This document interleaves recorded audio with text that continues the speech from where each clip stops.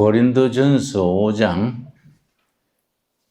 6절에서 8절까지 고린도전서 5장 6절에서 8절 사이에 누룩이란 말이 6번 나옵니다. 누룩. 이번 공부의 주제는 누룩입니다. 5장 6절. 너희가 자랑하는 것이 옳지 아니하도다. 적은 누룩이 온 덩어리에 퍼지는 것을 알지 못하느냐. 너희는 누룩 없는 자인데 새 덩어리가 되기 위하여 묵은 누룩을 내버리라. 우리의 유월절 양 곧 그리스도께서 희생되셨느니라. 이러므로 우리가 명절을 지키되 묵은 누룩으로도 말고 악하고 악의에 찬 누룩으로도 말고 누룩이 없이 오직 순전함과 진실하며 덕으로 하자. 신약 성경에 예수님께서도 누룩에 대해서 여러 번 말씀하셨거니와 사도 바울도 고린도 전후서를 위시해서 여러 군데 누룩에 대한 교훈이 있습니다. 성경에서 누룩이라면 두 가지입니다. 첫째는 하나님 말씀을 벗어난 세상 이데올로기, 세상적인 교훈. 그래서 예수님이 바리새인의 누룩을 조심하라. 그러니까 성경적이 아닌 영적에서 벗어난 세상 이데올로기, 사상 이런 걸 누룩이라고 표현합니다. 둘째는 인간의 죄의 습성, 이걸 누룩으로 표시합니다. 그래서 6절 말씀에 적은 누룩이 전체에 퍼져가지고 변질시키지 않느냐. 작은 허물, 작은 죄가, 작은 탐심이 공동체 전체를 병들게 한다. 그 누룩에 대해서 고린도전서 5장에는 6절에서 8절까지 누룩이란 말이 6번 반복해서 나옵니다. 그래서 우리나라에 진실하고 참된 신앙, 사상, 헌법 정신, 국리 민복 이런 것이 바로 서야 하는데 말하자면 누룩이 퍼졌어요. 건강하지 못한 세력 사람들이 누룩을 퍼뜨리듯이 사회를 변질시킵니다. 이것이 이제 예수님은 성경에서는 누누이 누룩에 대한 경고를 하고 특별히 첫 번째 유월절 출애굽기 12장에 누룩 없는 떡을 먹었지요. 누룩 없는 그걸 무교병이라 그래요. 병은 떡병자고 무교, 누룩교자입니다. 누룩 없는 떡을 먹어서 첫 번째 유월절을 지킨 이래로 늘 유월절은 누룩 없는 떡빵을 그들이 늘 먹곤 했었습니다. 그래서 우리가 이 나라나 신앙이나 정신세계에 그릇된 사상, 이데올로기 이런 것들이 판을 치게 되면은 역사가 병들고 삐뚤어지게 되고 선조들이 자유와 평화를 지키기 위해서 피 흘려 죽었는 그 모든 수고가 헛되게 되지요. 우리 이승만 대통령이 집권했을 때가 1948년 8월 15일 건국 선포를 했는데 그때 국민 소득이 35달러랬습니다. 가난하기로 아프리카의 가장 가난한 나라의 꼴찌로 두 번째, 전 세계 가난하기로 두 번째에 우리가 최빈국이랬습니다. 그래서 이승만 대통령이 뭘로 나라를 부강하게 할까? 첫째 생각한 것이 국민 교육이다.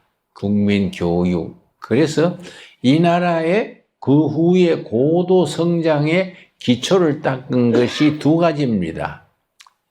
이승만 대통령 때 시작한 국민교육, 두 번째 한미동맹. 이 두 가지가 우리나라의 성장의 기초를 닦았습니다. 요즘 가끔 우리 미국에 대해서 반미하는 사람들이 많이 나오지요. 예를 들어서 미 대사관은 세종로에 있고 중국 대사관은 그게 어딥니까? 명동에 있는데 참 이상한 나라가 됐지요. 미 대사관 앞에서 반미 데모하는 청년들은 그냥 경찰관들이 그냥 가만둡니다. 그런데 명동의 중국 대사관 앞에서 반중 데모하는 친구들은 경찰이 무자비하게 그렇게 억압하고 감옥에다 놓고 합니다. 그래서 우리나라가 어떻게 해서 지는 해와 달과 같은 친중 정책에 기울어졌을까? 그래서 친중 정책, 친북 정책 이런 것들이 일종의 누룩이죠, 누룩.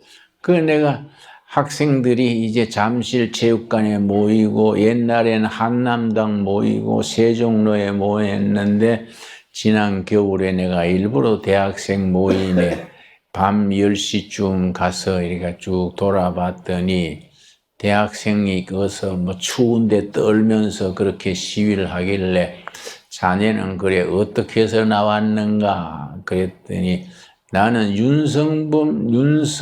윤석열 대통령 위해서 나온 거 아닙니다. 그러면 어째서 나왔냐 그랬더니 자유민주주의 지키려고 나왔습니다.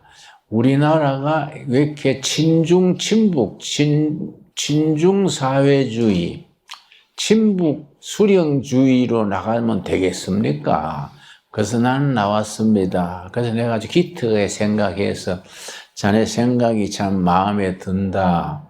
자네 우리가 도와줄 게 없는가? 그랬더니 아이고 추운데 오뎅 국물이 생각나네요. 그래서 내가 오뎅 2,000명분을 주문해가지고 2차례 내가 나누어 줬습니다. 근데 내가 이제 참 안타까웠던 것은 학생들은 한 2만 명 정도 모였는데 나는 2,000명분만 내 역량껏 했으니까 2,000명 오뎅 국물 밤중에 긴급해가지고 했더니 2,000명 딱 떨어지고 나머지는 그냥 돌아서더라고요. 내가 참 마음이 짠했었습니다. 그런데 지금 잠실 체육관에도 그렇게 자발적으로 모인 친구들이지요.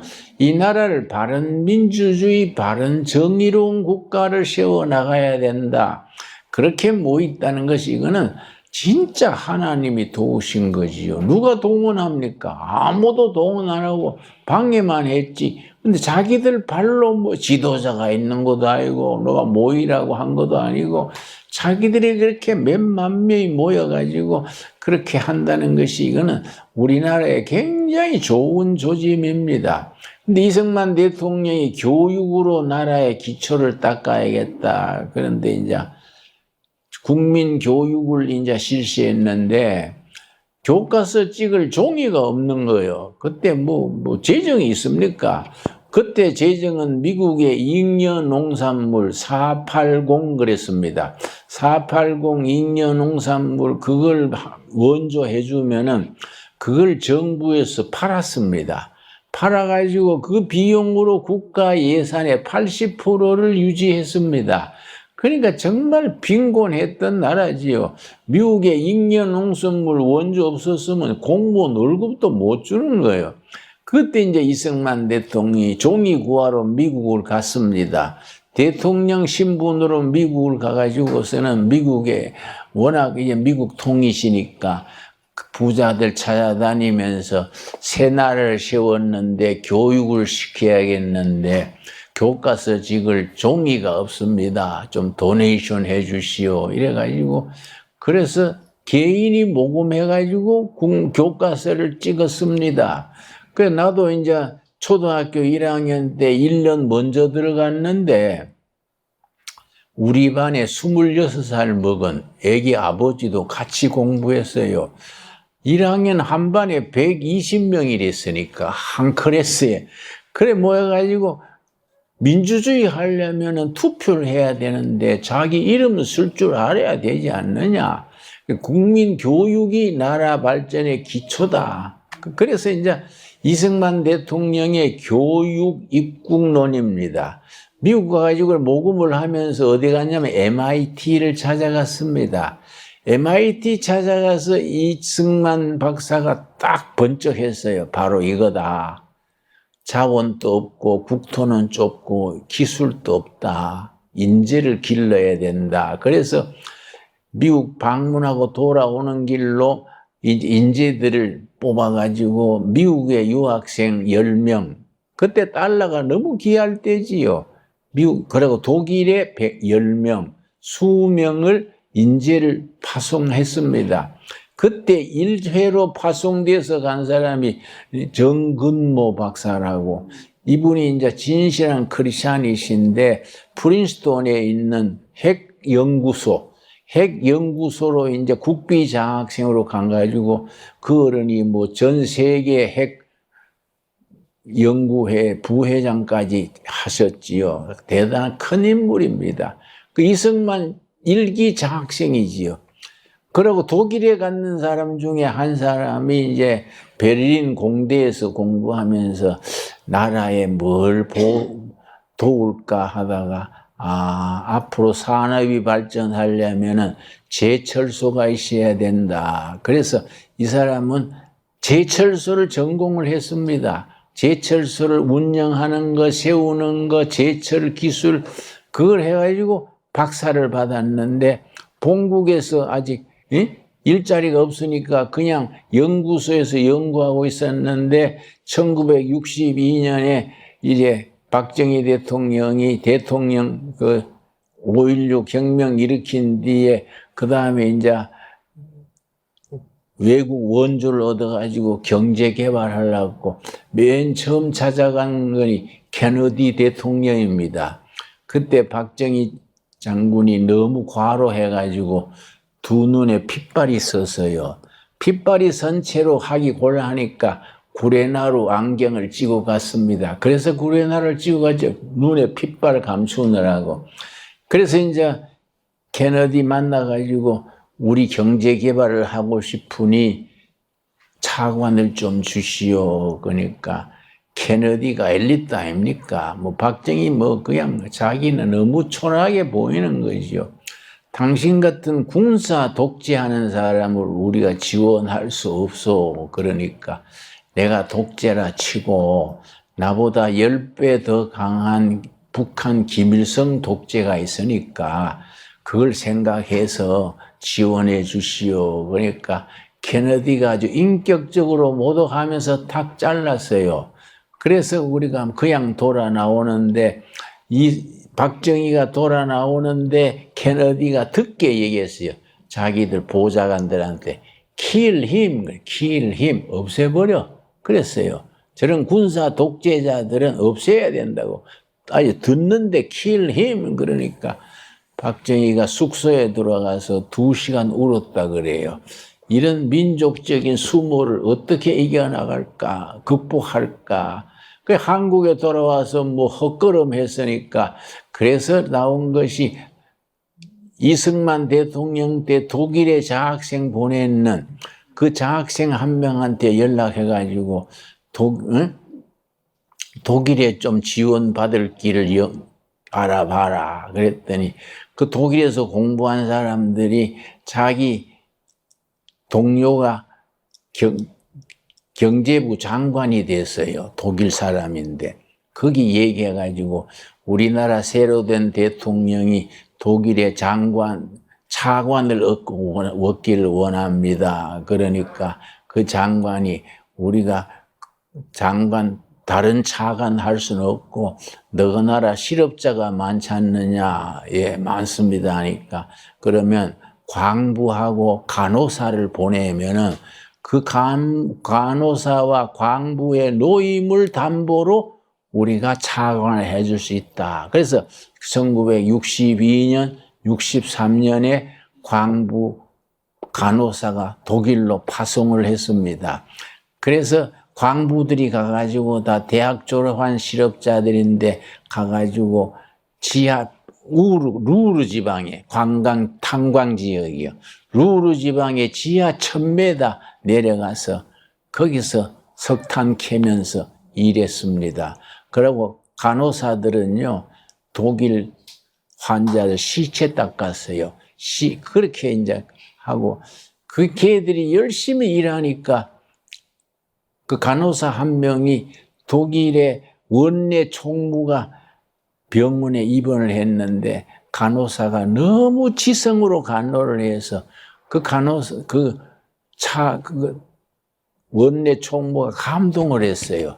그래, 너는 어느 나라에서 왔냐? 코리아에서 왔습니다. 그래, 너그 나라 사람들은 다 이렇게 정성이 있고 이러냐? 감동을 해가지고 내가 너그 나라 뭐 도와줄 게 있으면 말해라. 그래서 이제 1974년입니다. 1974년에 이제 64년이지요. 1964년에 대통령이 박정희가 독일을 방문하게 됐습니다. 그런데 이제 독일의 수도가 보온이랬는데 워낙 가난한 나라 대통령이 왔으니까 국빈 대우를 한다고 했는데 방이 10평이 안 됐어요. 10평도 안 되는 조그마한 방에 대통령을 모셨어요. 그러고 아침 식사만 주는데 꼭 밥값을 3달러씩 받았어. 그렇게 참 그런 서러운 시절 보냈습니다. 그런데 박정희 대통령이 먼저 독일의 장관 만나기 전에 루르 탄광 지역의 광부들, 간호사들 먼저 만났습니다. 만나가지고 큰 이런 공회당에 모여가지고 여러분 같이 이렇게 해외에 나가서 일하지 않아도 되는 나라 만들기 위해서 열심히 일합시다. 그러고 이제 다 일어서서 애국가를 부르는데요. 동해물과 백두산이 2절중 가니까 울음바다가 됐어요. 간호사들도 울고 광부들도 울고 유영수 영부인 박정희 다 울음바다가 돼서 애국가를 다 끝내질 못했습니다. 우느라고. 그러니까 마치고 나오는데 간호사들이 유경수 여기서 치마를 붙들고 어머니 고향에 가고 싶어요. 우리 좀 데려가 주세요. 그러고 뭐 울음바다가 됐어요. 근데 그때 독일 대통령이 리프케. 그런 걸 보고 감동을 받았어요. 그래가지고 그 차를 타고 가는데 독일 고속도로가 잘 돼 있지 않습니까? 고속도로를 가는데 리프케 대통령이 박정희한테 너가 나라도 이런 고속도로를 만들어라. 산업이 발전하려면 도로부터 닦아야 된다. 그래서 그게 너무 박정희 대통령이 차를 세워가지고 고속도로에 무릎을 꿇고 거기에 고속도로 아스팔트에 입을 맞췄어요. 그러고 하늘이시여 우리 조국도 이런 도로 좀 만들게 길 열어주십시오. 그래가지고 그게 그때 미국 돈으로 그때 큰 돈이지요. 3,900만 달러 차관을 그때 얻었습니다. 그게 이제 차관의 시작이지요. 그 차관이 얻게 되는 데는 그 광부들, 간호사들의 그 참 눈물 나는 고생이 그 기초지요. 그래서 차관이 시작됐는데 그걸 가지고 이제 경제 개발을 시작을 했는데 마지막 날 이제 독일에 와 있는 유학생들, 그러니까 이승만 대통령 때 보내는 유학생들을 다 모았어요.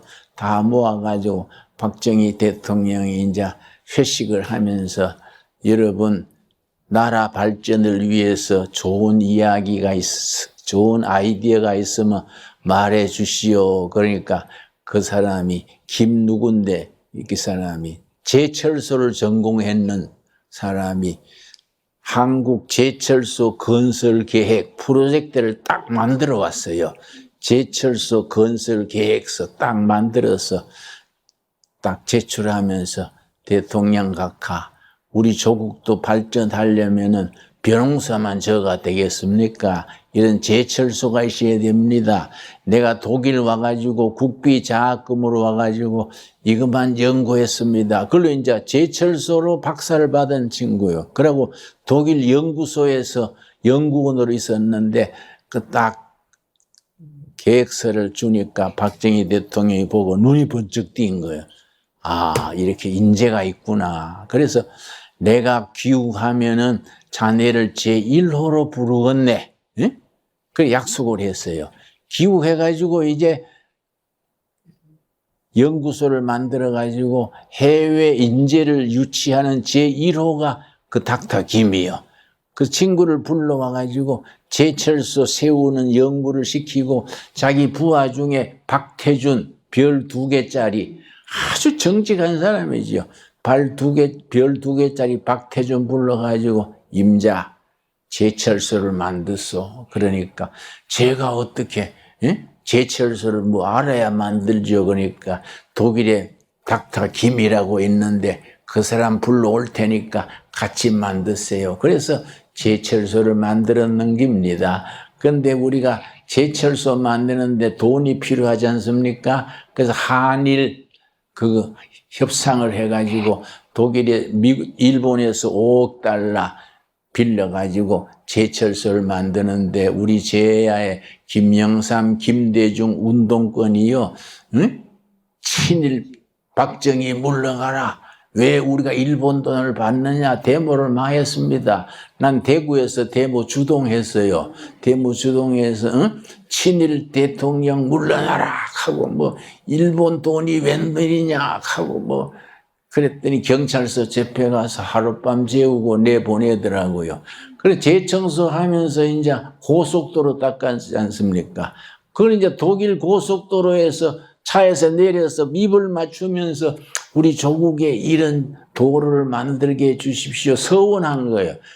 경부 고속도로를 만드는데 우리 야당에서 차가 전국에 10,000대도 안 되는데 무슨 고속도로가 필요하냐? 그러고 반대를 열심히 했습니다. 그래서 고속도로 닦는 그 도로 닦는 부르도자 앞에 김대중 야당 대표가 들어 누웠어요.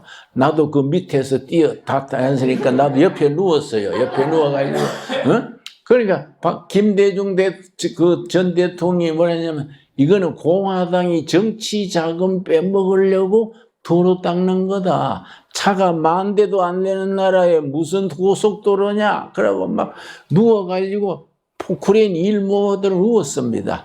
우리 똘마이들은 쭉 옆에 눕고 나도 옆에 누웠었어요. 그래서 세월이 지나가니까 야 그때 참 멍청한 짓 했다. 그때 고속도로 안 닦았으면 지금 우리 한국 이 발전했겠습니까? 그러니까 선각자들은 오해를 받는 거이고 그런 걸 뚫고 나갈 수 있는 담력이 있어야 돼요. 나는 뭐 박정희 대통령 때 두드러 맞고 징역 살고 했지만은 높이 평가합니다. 그거는 정말로 큰 애국자시다. 그러니까 내가 그 말 하니까 같이 데모했던 호남 친구들은 같은 경상도라고 봐주는구나. 그래서 야 조망만한 나라에 경상도 호남이 어디 있냐? 우리가 그런 거 벗어나야지.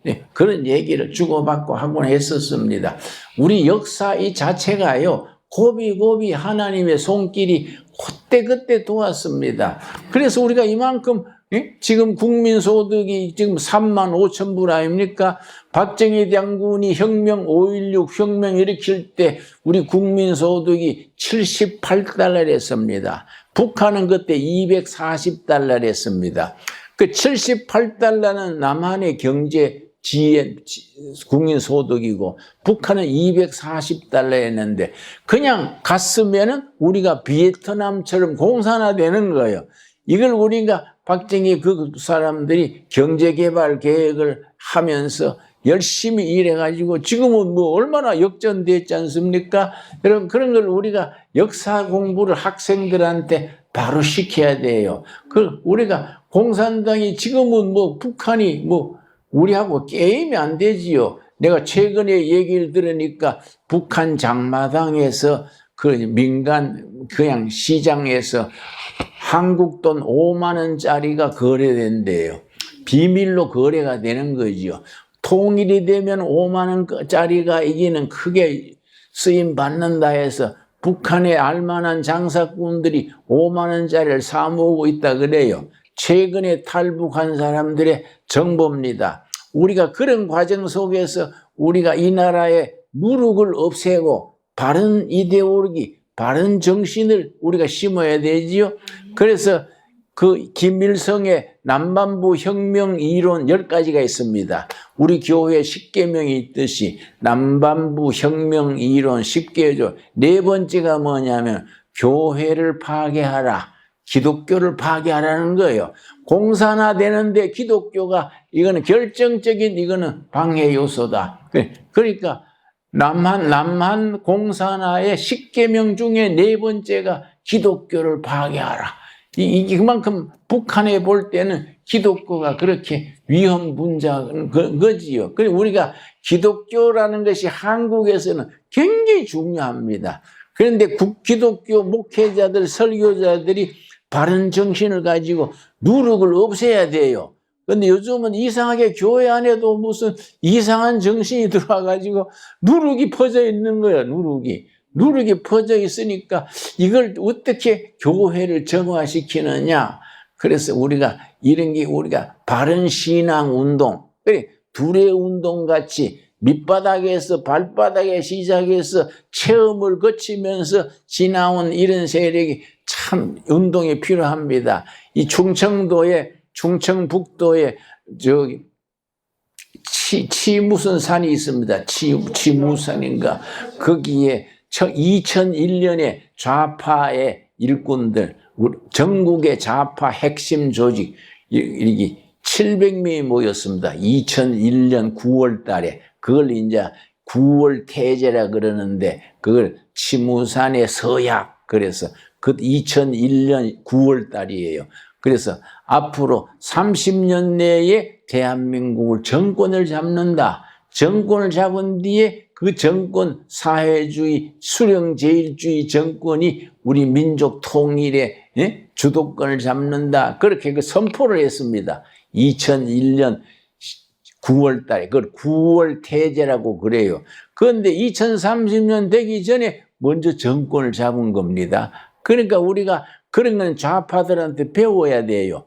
밑바닥에서 맨투맨으로 라면 먹어가면서 감옥 가고 두드러 맞고 도망 다니면서 이런 걸 세력을 만든 거예요. 진지전을 만든 겁니다. 그래서 그 진지전이 우리가 데모 열심히 할 때 3가지 종류는 데모 앞장서지 못하게 했습니다.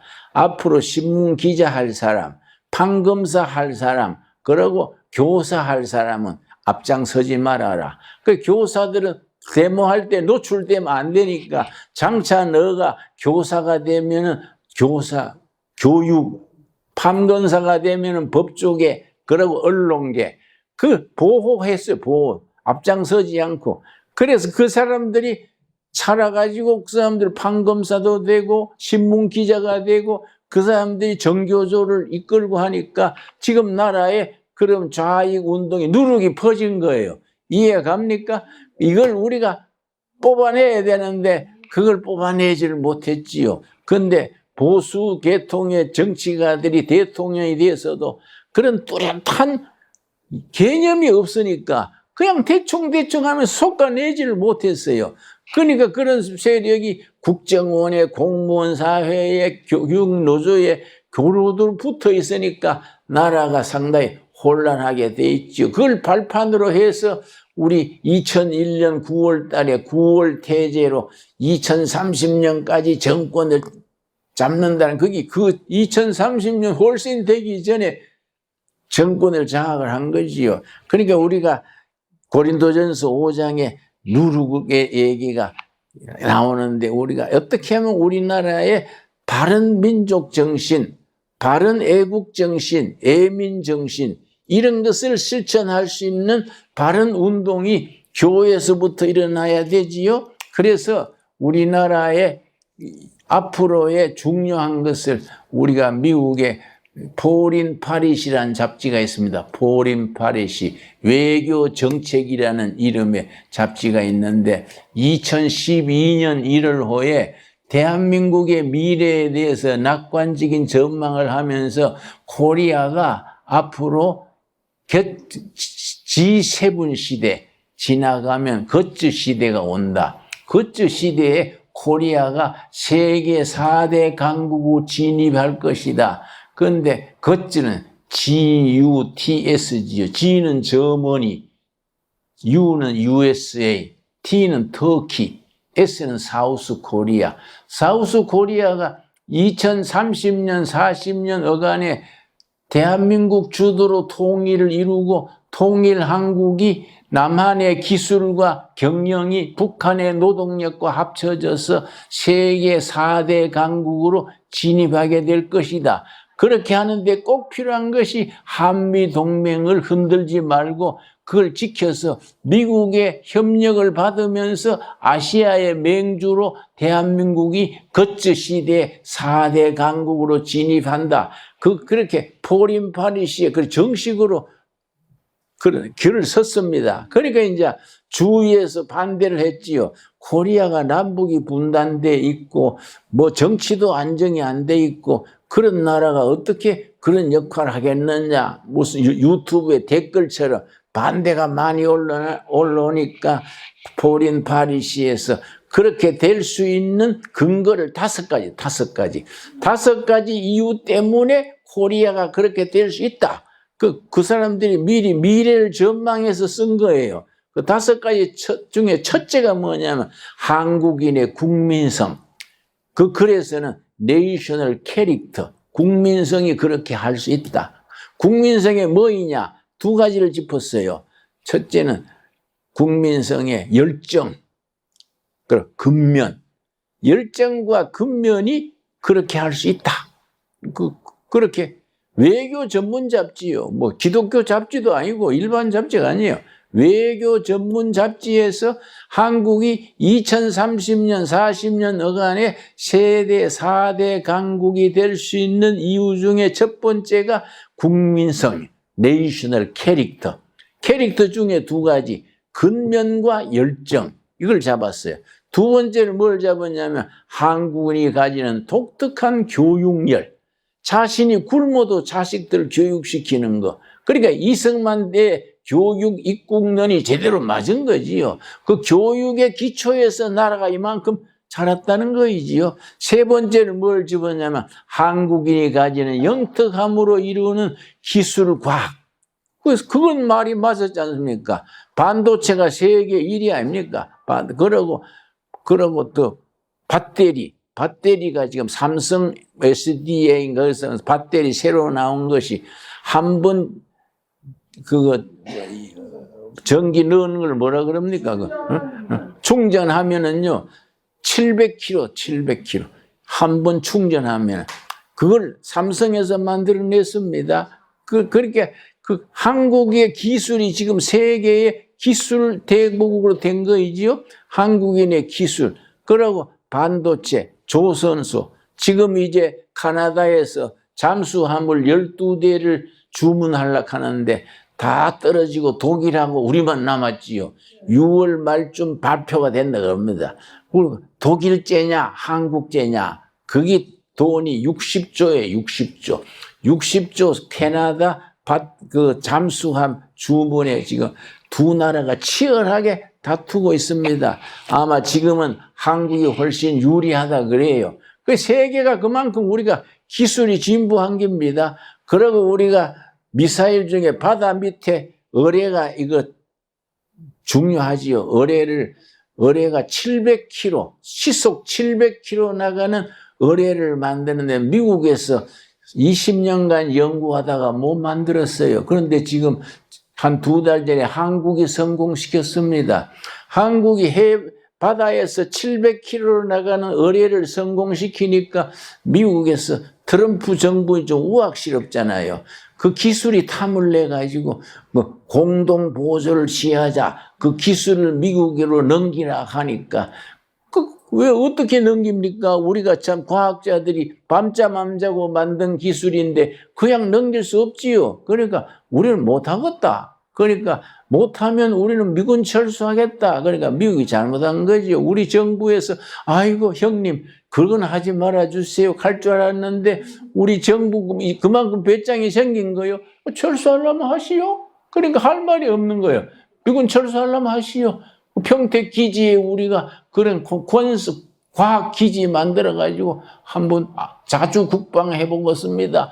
그러니까 미국이 머쓱해져 버린 거이지요. 그러니까 우리가 미국이 옛날 힘자랑으로 눌리면 되던 그런 시절은 지나간 거이지요.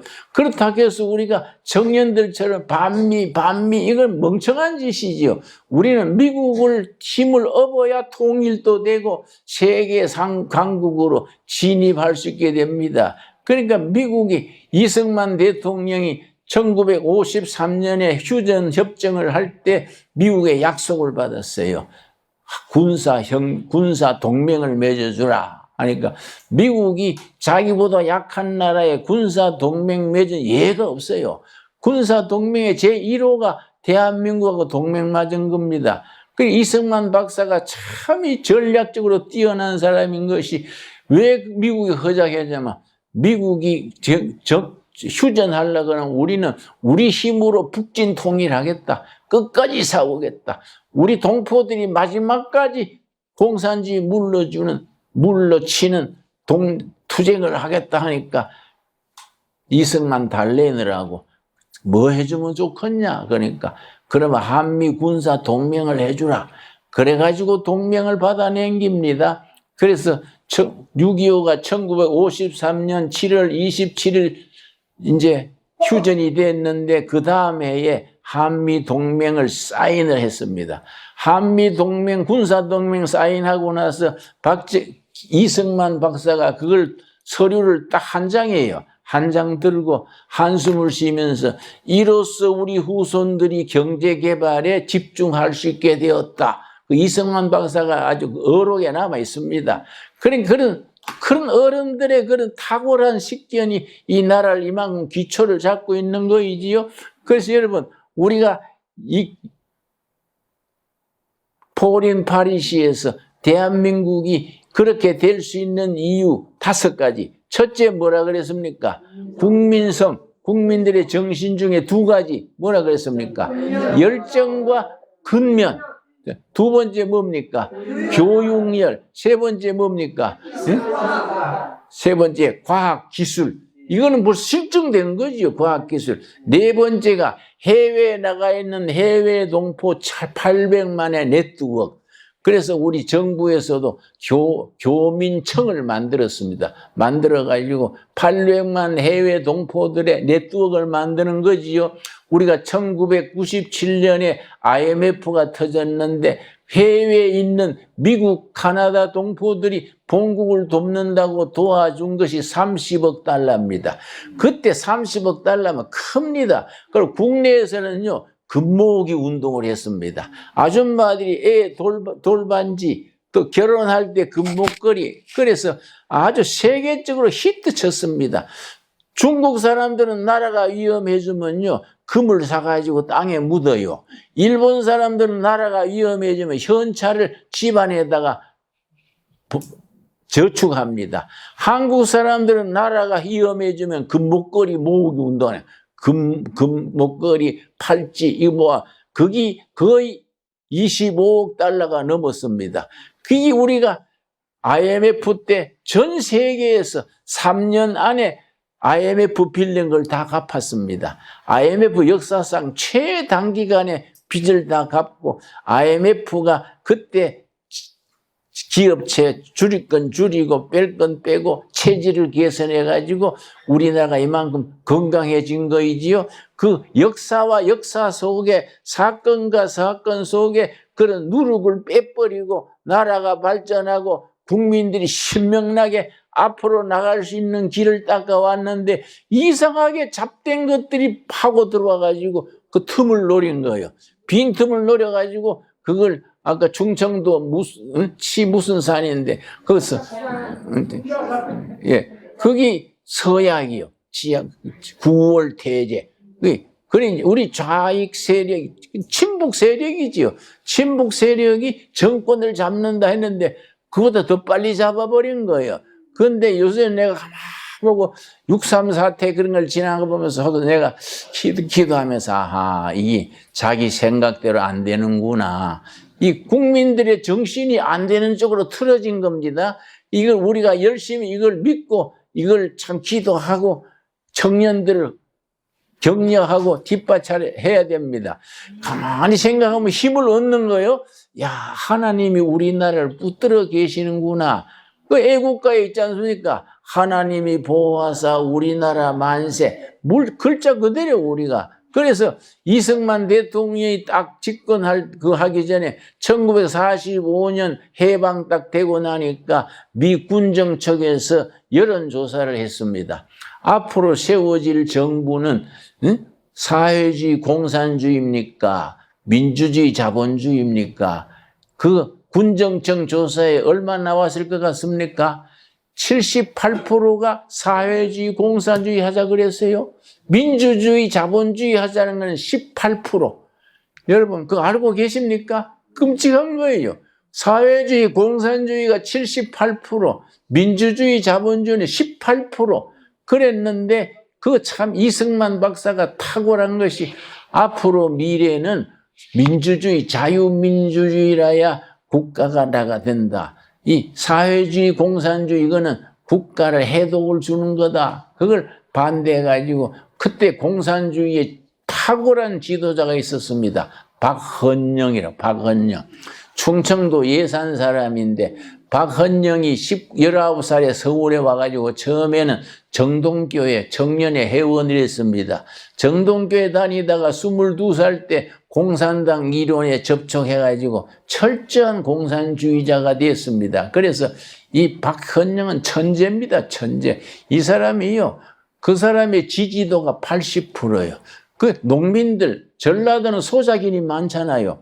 소작인데 땅을 주고 또 경상도 노동자들한테 지주를 사장들을 물리치고 노동자 세계를 만든다 그래가 국민 지지가 80%예요.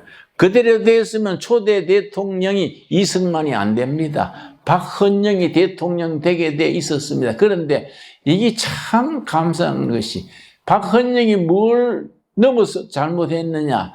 공산당 당원이 80만이요. 80만. 그 당시에 80만 크지 않습니까?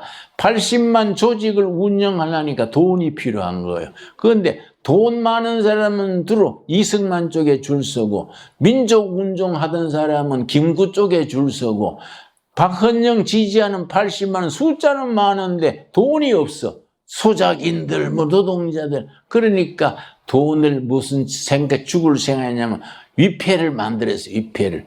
일제시대에 돈 찍어내던 그 인쇄소를 사들여가지고 일제시대에 돈 찍던 그 활자판을 구해가지고 그걸 위조 지폐를 찍어내가지고 매일 한 차씩 낮에는 노동자들이 인쇄하고 딱 5시에 전부 퇴근시킨 뒤에 공산당원 12명이 밤새 돈 찍었습니다. 그래가지고 미 군정청 때 돈을 막 뿌리는 거예요. 조직 운영하고 돈을 막 뿌리니까 두 가지 이익을 노린 거예요. 경제가 혼란해지면 자기들이 유리하다. 전국 80만 조직을 운영할 수 있다. 고래가 했는데, 그래 군정청에서 이상하거든. 이 돈이 위조 지폐가 돌아도 너무 돈단 말이에요. 그래서 일본 시대에 경찰하던 사람들이, 그런 사람들이 정보 많이 밝으니까 그 사람들을 채용해가지고 이거 한번 조사해봐라. 그 조사를 했더니, 이거 소공동 그쪽에 한 건물에서 밤새 기계가 돌아가고 새벽마다 추락이 있어가지고 전국에 뿌린다. 정보를 얻어가지고 그걸 급습을 했어요. 급습해서 돈 찍는 현장을 잡았습니다. 12명을 딱 잡고 보니까 전부 공산당 당원이요. 그래서 그걸 이 박헌영이 지시했는 그게 나와가지고 군정청에서 박헌영 체포령이 내렸습니다. 그러니까 그리 안 하고 했으면 초대 대통령 되는 거예요, 그 사람이. 그런데 체포령이 내리니까 잡히면은 그 위조 지폐 주범이니까 할 수 없이 숨어 있다가 그 명동에 숨어 있다가 어떻게 월북했느냐 하면은 우리나라 옛날에 행상했죠. 행려. 그 시체 행려 했지 않습니까? 어깨에 메고 에헤욕 하고 하잖아요. 그걸 만들어가지고 관속에 들어갔어요. 관속에 들어가서 눕고 공산당 당원 12명이 6명 어깨에 메고 서울 명동서 출발해가지고 미아리 고개를 거쳐서 저 의정부 동두천 넘어가지고 저기 포천으로 월북했어요.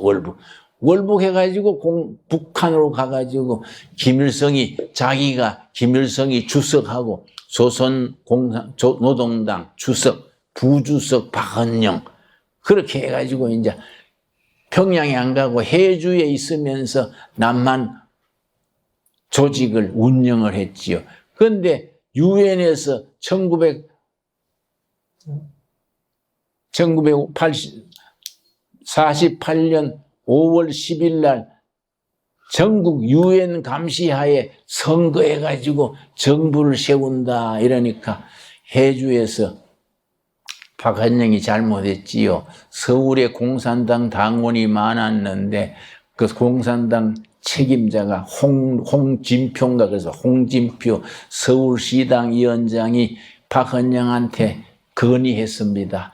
이번에 공산당이 출마해가지고 200석 중에 100석만 차지하면 승상했습니다. 그러니까 박헌영이 김일성하고 소련 스티코프라는 고문하고 세 인원해가지고 선거에 참여하지 말고 사보타지를 해라. 해주에서 그 지시가 내려온 거예요. 어떤 여자가 중간에 연락 체결했는데 아주 그걸 숨겨와가지고 하니까 서울시당 위원장이요. 탄식을 하고서 울었다 그래요. 우리가 이렇게 테러를 하지 말고 출마하면 되는데 왜 이러냐고 그 홍진표라는 사람이 통곡을 하면서 그랬는데 도저히 안 되니까 그 사람이 그때 영락교회 집사인 검사가 있었습니다. 우리 안보 검사 유명한 분인데요. 이름 압니까? 응? 누구? 그렇지. 그 검사가 말이죠. 딱 그 서울시당 위원장이 피신해 있다가 자기 옷을 정장을 하고서는 대낮에 을지로 육가를 걸어가는 거예요. 그러니까 정보원이 그 서울시당 위원장이 을지로를 걷고 있습니다. 그러니까 그 검사가 체포해라. 그래서 이제 우리 정부 경찰이 가가지고 홍진표 선생 아닙니까? 그렇소. 그러니까 자진해서 잡혀간 거예요. 잡혀가가지고 그 검사가 말이지요. 그래, 선생님, 대낮에 그렇게 정보하고 걷는 거는 잡아가라는 거 아닙니까? 서로 뜻이 통하겠는데요. 그러니까 이제 얘기를 하는데 그 홍진표 서울시당 위원장이 검사님, 가능하면 검사님 집에 초청해서 저녁 식사 대접해 주세요. 이런 거예요, 그 사람이. 그러니까 자기 부인한테 전화해가지고 여보 오늘 귀한 손님이 있으니까 저녁 좀 해놔 주시오. 그러니까 이제 데리고 이제 저녁 식사로 간 거예요. 갔더니 뭐 보리밥에 김치에 대접이 형편없거든요. 계란 후라이 하나에. 그러니까 이 화가 났어요. 내가 명색이 지금 이래도 서울시당 위원장인데 밥을 이렇게 소홀하게 대접할 수 있나? 그랬더니 그 검사가 자기 부인 불러가 여보 내가 귀빈이라고 좀 잘하라 했잖소. 왜 이렇게 소홀하게 했습니까? 하니까 그 검사 부인이요 치마로 눈물을 닦으면서 여보 월급이 몇 푼 됩니까? 사흘마다 손님 오고 내가 교회 11조헌금 내고 돈이 있습니까? 내가 최선을 다한 겁니다. 그러니까 홍진표가 그걸 눈으로 본 거예요. 부인이 울고 하는 걸. 야, 그 정도 되면 이승만의 오른팔인데 좀 흥청흥청 잘 살 텐데 이런가 싶어서 당신 신발장 한번 봅시다. 그러니까 또 신발장을 외봉에서 보여줬더니 거기에 뭐 헌신발, 운동화, 번쩍번쩍하는 구두가 없어요. 그래서 홍준표 서울시당 위원장이 감동을 받았어. 아, 이 사람 참 청빈하구나. 정말 애국, 애족하는 사람들이구나. 그래가지고 그 홍준표가 나한테 기회를 3일만 주세요. 서울시당, 공산당, 시당 핵심 분자가 12명인데 사흘을 기회를 주면은 전체를 설득해서 모아 올 테니까 한꺼번에 투항하겠으다. 그래서 사흘 후에 딱 안전한 자리에 모였더니 그 각 시당이 각 구청 책임자들 12명이 모였어요.